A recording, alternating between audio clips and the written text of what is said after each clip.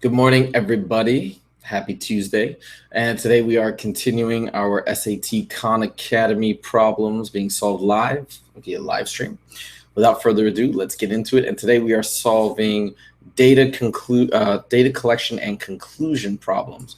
So that's what we got on the agenda today. We're going to knock out 5 as always. And like always, I'm seeing these problems for the first time. It's part of the fun. See how it goes. Never know. Never can predict exactly. But it should be good stuff. And if you're watching on Instagram, make sure to jump onto the YouTube live stream so you can actually see the problems. And we're going to switch to share screen right now. And let's do that. Let's go ahead to this guy. Here we go. Question number 1. Got it loaded up. Let's put it over here. And let us begin. This is going to be a long one. So it says, the graph above shows the results of a controlled experiment designed by scientists to determine the effect of magnetic field strength on the growth of sunflower plants. 500 young sunflower plants were randomly assigned to the control or experimental group. In the control group, the scientists grew 250 sunflower plants under normal local geomagnetic field conditions. 250 under local geofield conditions, 30 microteslas. Okay. In the experimental group, the scientists grew 250 plants identically, except under a lower geomagnetic. So the variable, what they're varying is the geomagnetic field.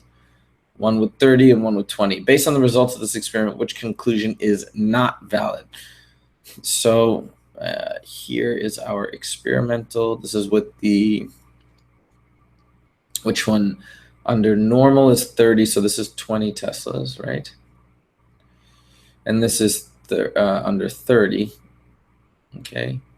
And all we're doing, all they're trying to see is they're trying to see how the geomagnetic field, when it's lower, does it affect height? And this is the median height. And there's a shift in median height from the control group to the experimental group, it looks like. And this one I'm going to estimate is at... let's say 90, and this one looks like it's at 110.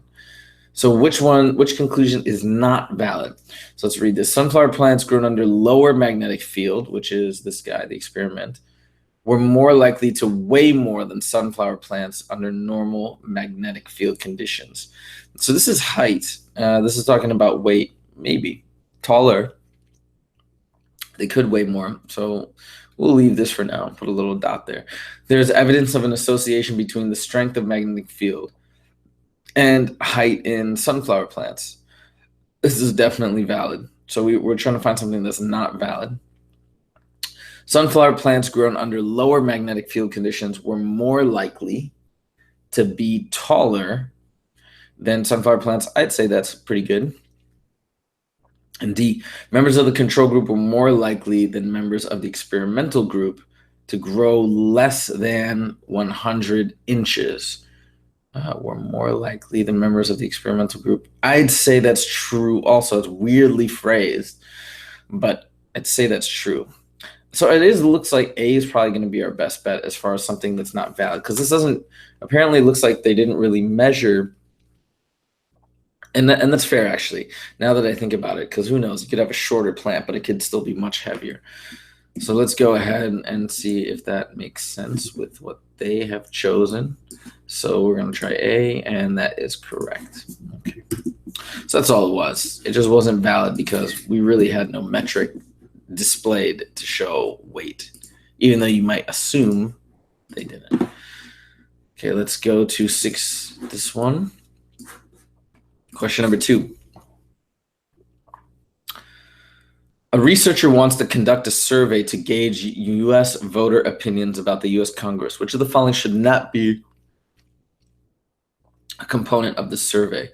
So they're trying to gauge voters' opinions about Congress. Okay. The researcher collects data from the survey takers. No, that makes sense, I think. So I'm gonna well, let's just keep reading the rest of them. That's really vague. The researcher analyzes data from the survey takers. That makes sense too. Those are probably both fine. The researcher distributes the survey to 10,000 randomly selected U.S. citizens aged 18 and older. The researcher distributes a survey 10,000 residents of a Washington, D.C. neighborhood. So I'm going to go with D is probably the right answer. This one is okay. Look, these two are kind of go hand in hand, right? You have to collect the data, then you have to analyze it. These two are pretty much go hand in hand, except one is way more targeted, right? 10,000 residents. Like, why is this not good? Because it's too specific. We're trying to get it would bias the result because we're just looking at people in Washington, D.C. And it actually doesn't specify the 18 or older either. It may not be voters.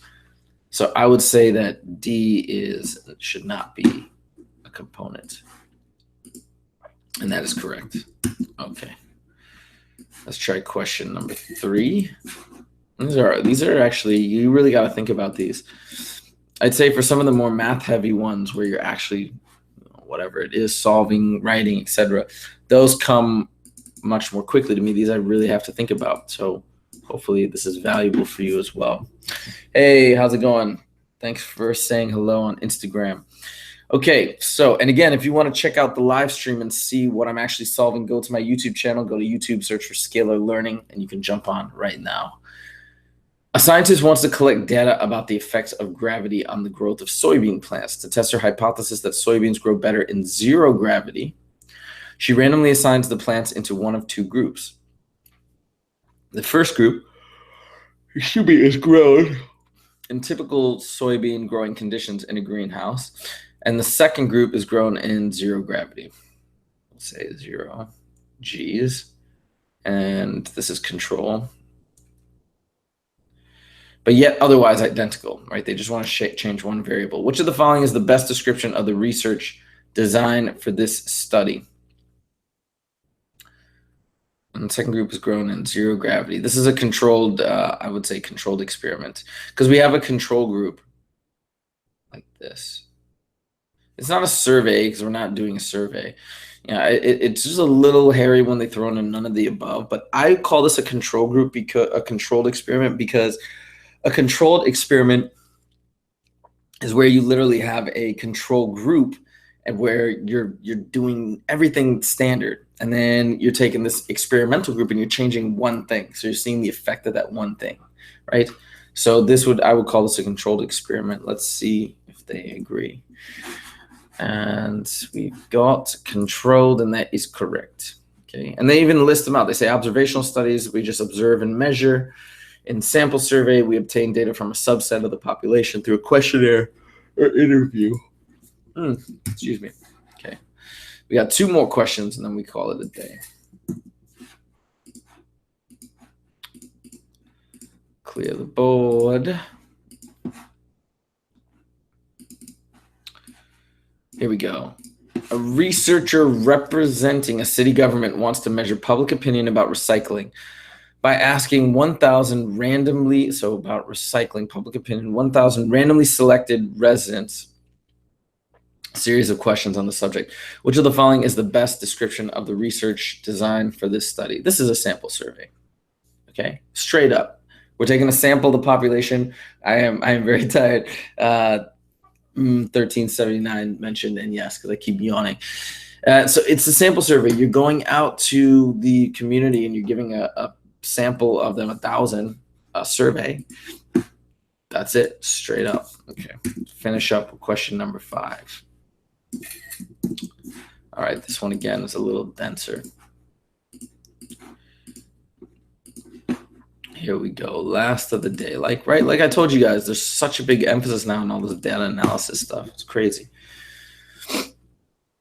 And here we go. In order to determine whether children who have just watched cartoons will perform better on cognitive tasks than children who have not just watched cartoons, researchers randomly divided 60 preschoolers into 2 groups. So we got group 1, group 2. For 9 minutes, one group watched rapid-paced cartoon. Okay, so one group watched cartoons, one watched nothing. and then did a quiet activity. They then administered the standardized test to determine the immediately and then test. Standardized test.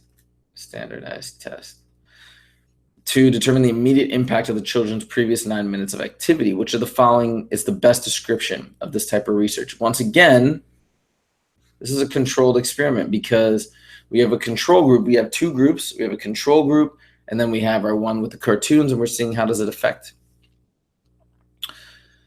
So they say an observational study in which the investigators observe subjects and measure variables of interest without assigning treatments to the subjects. They did assign treatments. A controlled experiment, this is going to be it. A study in which an investigator separates subjects into a control group that does not receive a treatment and an experimental group that receives a treatment, and then observes the effect of the treatment on the experimental group. That's exactly what they're doing. It's not a sample survey, right? There's no survey even mentioned. There's no census study. There's nothing about sending something out to every member of the population. So it's got to be B. And there we go. That's it. So that is all for this category. Let me turn off screen share. So I hope that was helpful, guys. Thank you so much for joining. And again, if you have any questions or comments, you can always email me at huzaifa@scalarlearning.com.